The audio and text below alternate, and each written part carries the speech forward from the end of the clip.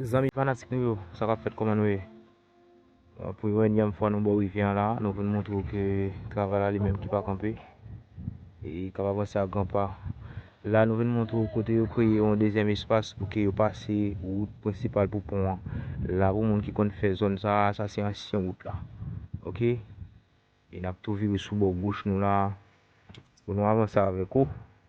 Sa se ali ki menon dikle la hat la, ok? Ki la nou pal avek ou nan nouvo route la, ok? Monsye se pati travay. Se pati travay ekstraordiner, monsye. La route la li menm ki ale au nivou de Kaval, nou konnen monsye sa li menm ki se yon gran tèt nan zon nan tou.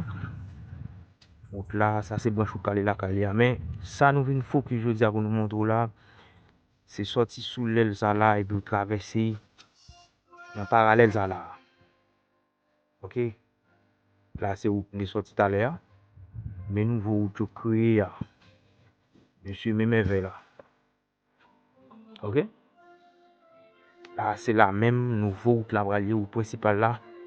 E ki pou la pou droite avek route l'autre bon rivière là. Ok, c'est dans zone ça même il va le placer pour en mi-temps là. Est-ce que nous route mon nan monsieur? Hein? Les deux bords. Nous route mon nan, c'est route ça même.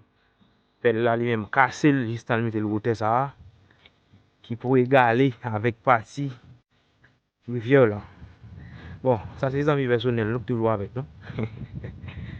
Et parce que dans toute vidéo nous gagne et ti chien ça lui-même qui joue avec nous. Nous là monsieur même on non. OK nous route Pelle là lui-même vous écraser lui mettre sa plate net. OK mais allez à derrière. Ah là nous dans là même exact. OK. Ben côté on va chita entre bon côté là avec l'espace qui est numéro 6 en façon à droite.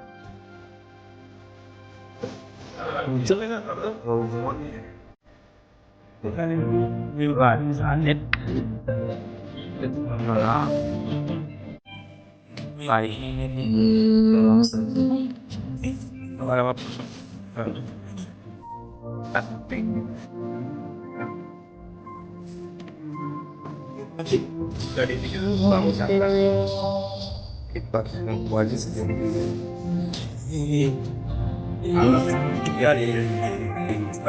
Voilà.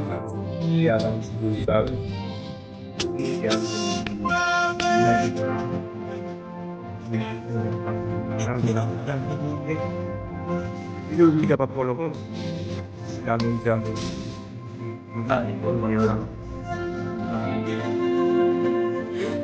Pasti kamu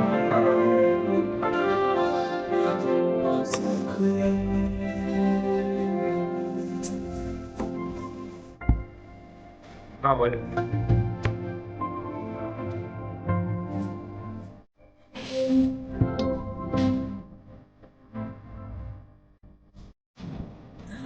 Sebutin like phones.